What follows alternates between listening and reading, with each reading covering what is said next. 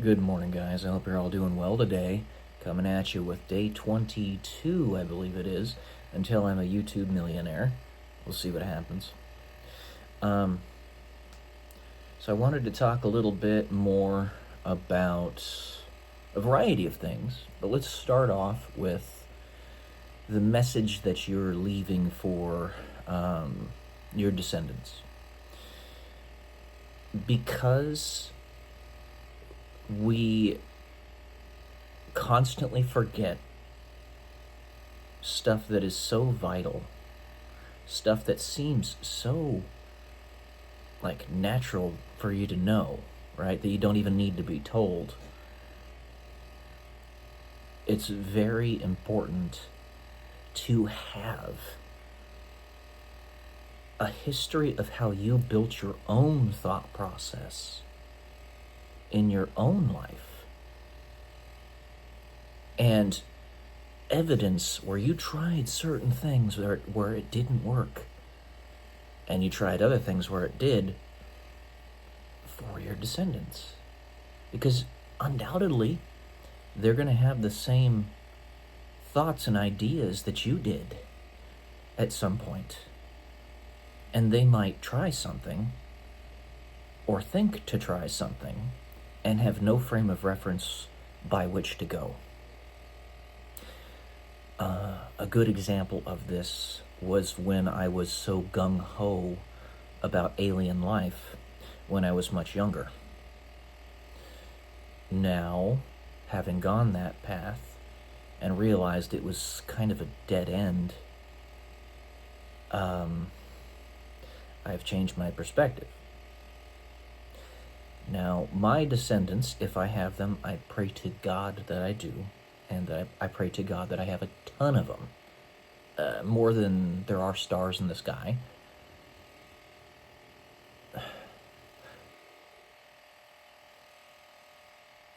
Let's see, what was I saying? World has worn me out, so I gotta re-gauge my mind. Yeah, I had gone down that path. And there we go. I have my whole life always believed in God. That was never a question. Exactly how that shaped itself was different. A very powerful influence on my younger life was the book The Custodians by Dolores Cannon. And I still actually recommend that book. It's actually a very good book. But just like is so often the case with these high truth books, anything afterwards, after the first one, tends to be nonsense. So I don't recommend Convoluted Universe. There might be some good information in there, but it's not what you're actually looking for. The Custodians is pretty good. It's not pretty good, it's very good. But yeah, I always believed in God. It was never a question to me. In fact, when I was much younger, my mother told me I had asked her questions that she didn't have answers to, and that kind of blew her away, right? As a 3-year-old, she told me I asked her, "Why isn't God here? Where is he?"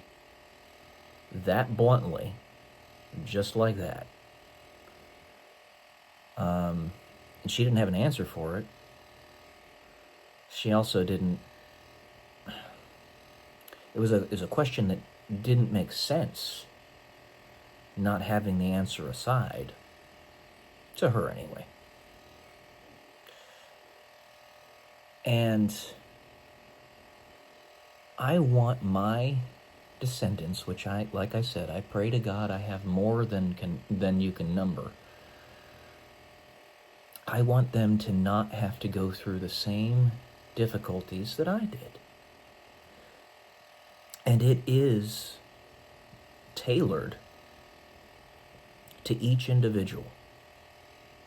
It's tailored to each genetic line. It is tailored to each family. It is tailored to each culture, environment, civilization, time frame, geography.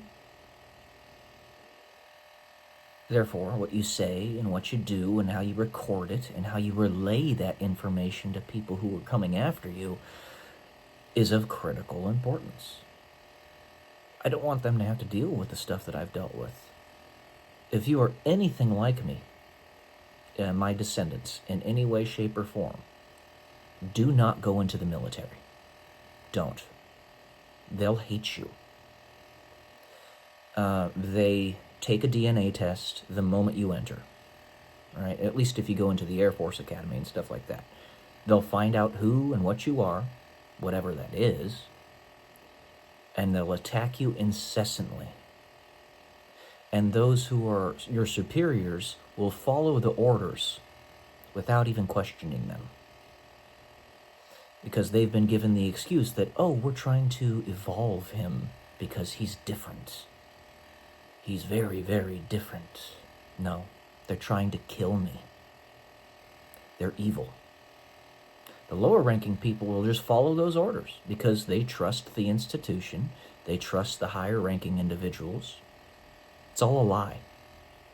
All of it. The military-industrial complex is controlled by demonic forces. Demonic. I'm not saying evil aliens or nefarious human beings, while those might be the case. I'm saying that alignment is demonic. So, whether it's demonic or angelic, if you will, is more an allegiance than a physical form or an institution. All right? And that is an allegiance, the demonic allegiance, which is trash. And when we come to the end of this reality, the end of time, if you will, when time no longer is, that trash is going to be burned in the burn pit. It's going to be erased from our memory, put into the tear room so that we don't forget it, but we don't want to have to think about it. And it's going to be gone. It's not just going to be defeated. It's going to be erased. Don't join the military. I tried it. They're bad. The upper-ranking people are bad. Not all of them. There are some that are actually trying to go against the grain, but I tell you, it's really tough. General Richard Clark, who was my commandant at the Air Force Academy, was one of those examples of people who was halfway decent. General Mike Flynn, another halfway decent guy. People like that, pretty cool. But the entirety of the military, controlled by very bad entities. What you and I would call demonic. And like I said, that is an allegiance, an alignment, less a physical form or institution or what have you. George Soros is a demon. I mean, he's literally a demon. He's human, sure, but he's a demon. Remember, angels are human appearing, right? So are demons, because demons are fallen angels. So it's an alignment thing, and when you look at infinite timescales, why we would be so important to both sides of the spectrum, it's because we are where the rubber hits the road. We're where that decision is made, right here on Earth, at this time in history. Your allegiance will decide what happens to the whole of the human race, how it splits off, all that. So like I said, it's less of a physical form and more of an alignment, an allegiance. Don't join the military. If you're anything like me, which if you're my descendant, you are, don't join the military. If you're my brother or if you're one of my brother's children or etc., then it might work, Maybe, but I don't know. Still wouldn't recommend it. Because you'll have to think for yourself, and you won't be able to just de facto listen to the orders that are given to you, because they could be very, very bad.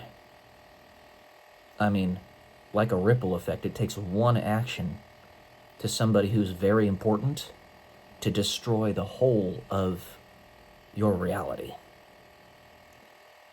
So I'm not saying I'm that type of person, but the military did not like me.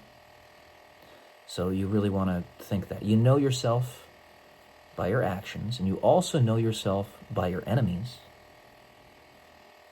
So there you go. I dove right into it. I ran into the fire.